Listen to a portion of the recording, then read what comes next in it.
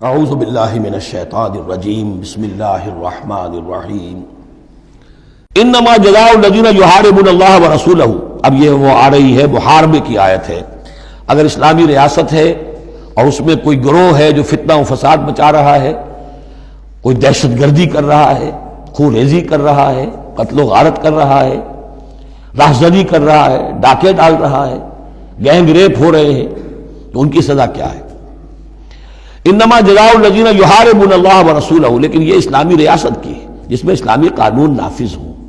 اصل میں سزائیں بھی جو ہیں وہ اسی معاشرے میں جس میں کہ باقی سارا اسلام کا نظام بھی قائم ہو، ورنہ نظام یہ ہو جھوٹی گواہیاں دینے والے موجود ہوں، ایمان فروش موجود ہوں، ججوں کو خریدا جا سکتا ہو اور اس میں یہ سخت قوانین بنا دیے جائیں، تو پھر اس سے جو نتائج نکل رہے ہیں وہ بجائے یہ کہ شریعت کو کوئی نیک نامی ملے، شریعت بدنام ہوتی ہے الٹی۔ تو پورا نظام، جیسا کہ میں نے کہا تھا کہ لا جو ہے قانون، وہ سسٹم کو سبسرو کرتا ہے۔ سسٹم صحیح ہو، اب وہ قانون صحیح جو ہے اسے سپورٹ کرے گا اور اسے برقرار رکھے گا، اس کی حفاظت کا ذمہ دار ہوگا۔ انما جزاء الذین یحاربون اللہ ورسولہ، یقیناً بدلہ ان لوگوں کا کہ جو محاربہ کرتے ہیں، چیلنج کرتے ہیں اللہ کو اور اس کے رسول کو، یعنی اسلامی ریاست کو، وَيَسْعَوْنَ فِي الْأَرْضِ فَسَادًا، اور زمین میں وہ فساد مچاتے پھرتے ہیں، ان یقتلوا، کہ انہیں قتل کیا جائے، بلکہ یقتلوا نہیں، یقتلوا، ان کے ٹکڑے کیے جائیں، تقتیل، یقتلوا تقتیلا، اور یسلبوا، یا انہیں سولی چاہا جائے، اور تقطع ایدیہم وارجلہم من خلاف، یا ان کے ہاتھ اور پاؤں مخالف سمتوں سے کاٹا جائے، ایک ہاتھ کاٹ دیا جائے، ایک پاؤں کاٹ دیا جائے، اور ینفوا من الارض، یا انہیں ملک بدر کر دیا جائے، ذالک لہم خزی فی الدنیا، یہ تو ہے ان کے لیے دنیا کی زندگی میں رسوائی، وَلَهُمْ فِي الْآخِرَةِ عَذَابٌ عَظِيمٌ، اور آخرت میں ان کے لیے مزید بہت بڑا عذاب ہے۔ إِلَّا الَّذِينَ تَابُوا مِن قَبْلِ أَن تَقْدِرُوا عَلَيْهِمْ، سوائے اس کے کہ جو لوگ توبہ کر لیں اس سے پہلے کہ تم ان پر قابو پاؤ۔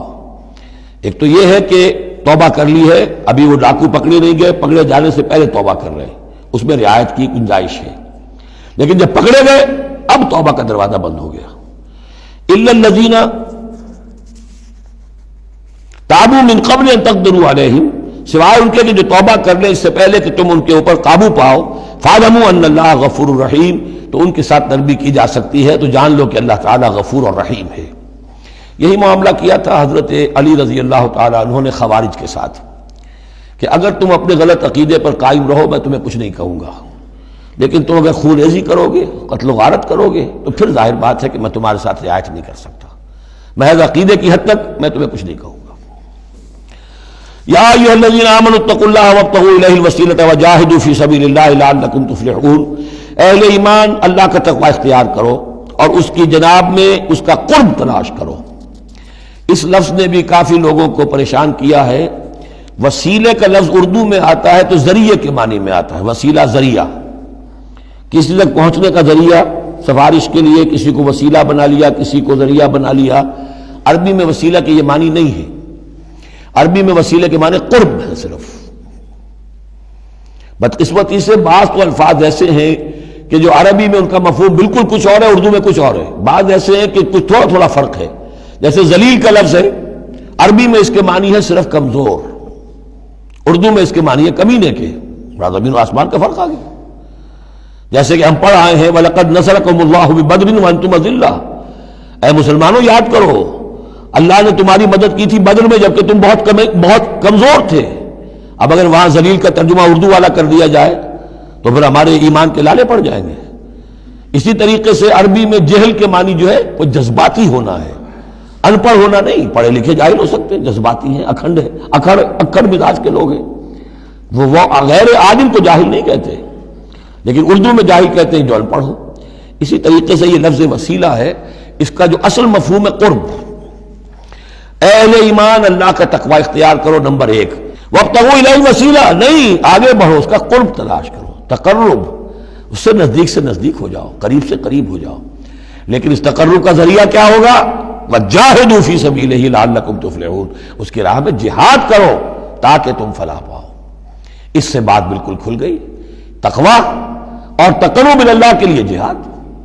تقوی شرط لازم ہے. پہلے تو یہ کہ جو حرام چیزیں ان سے آپ بچیں، جن چیزوں سے روک دیا گیا ہے ان سے رک جائیں، اور اللہ کی نافرمانی جو ہے اس سے باز آ جائیں. اب اس کے بعد اس کی طرف آگے بڑھنا چاہتے ہیں، تقرب حاصل کرنا چاہتے ہیں، اس کی راہ میں جہاد کیجیے. ان الذین کفروا لو ان لهم ما فی الارض جميعا ومثلہ معہ، یقیناً وہ لوگ جنہوں نے کفر کیا اگر ان کے پاس ہوتی وہ ساری دولت کی جو زمین میں ہے کل کی کل، اور اتنی ہی اور بھی ہوتی، لیفتدوا بہ من عذاب یوم القیامہ، کہ وہ اس کے ذریعے سے فدیہ دے کر چھوٹ سکے قیامت کے دن کے عذاب سے، ما تقبل منہم، وہ ان سے ہرگز قبول نہیں کی جائے گی. یہ بھی تعلیق بالمحال ہے، نہ ایسا ہوگا نہ ممکن ہے، لیکن یہ کہ آخری درجے میں اس کو بیان کر دینا کہ اگر اتنی دولت بھی ہو تب بھی اللہ کیا وہ فدیہ جو ہے قبول نہیں ہوگا. وَلَهُمْ عَذَابٌ أَلِيمٌ، اور ان کے لیے تو دردناک عذاب ہے. يُرِيدُونَ أَن يَخْرُجُوا مِنَ النَّارِ وَمَا هُمْ بِخَارِجِينَ مِنْهَا، وہ چاہیں گے کہ آگ سے کس طرح نکلے لیکن نکل نہیں پائیں گے. وَلَهُمْ عَذَابٌ مُقِيمٌ، اور ان کے لیے ہوگا قائم رہنے والا عذاب، مسلسل دائم اور قائم. صدق اللہ العظیم.